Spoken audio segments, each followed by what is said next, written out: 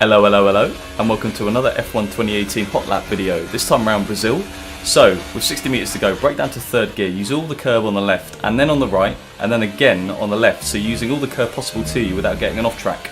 So, down to turn 4, DRS enabled, 50% brake bias and 75% on the diff, keep that how it is the whole way round.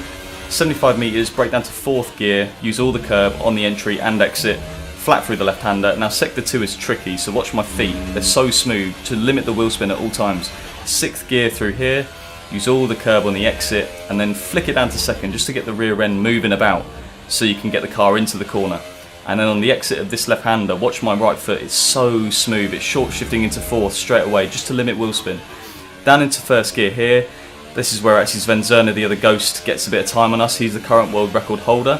And then for the final corner, brake as late as possible, late apex, fourth gear. As you see, we nicked the curb there and it unsettles the car on the exit and we lost even more time to Sven. So yeah, overall we lost about 2 tenths to Sven and it's clear to see where that was. However, I didn't have time to get the lap any better. So overall, we set a 106.522, which is good enough for fourth in the world. Ralph, the top guy, is a hacker, so don't watch him.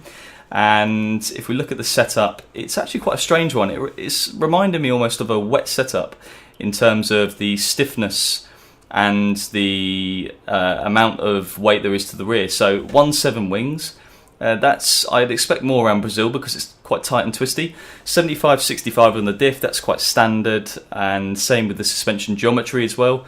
That's not really changing anywhere we go. Suspension wise, it's quite stiff. And yeah, the ride height's pretty bog standard, but it's surprisingly stiff. I thought it'd be a lot softer with the curbs around it.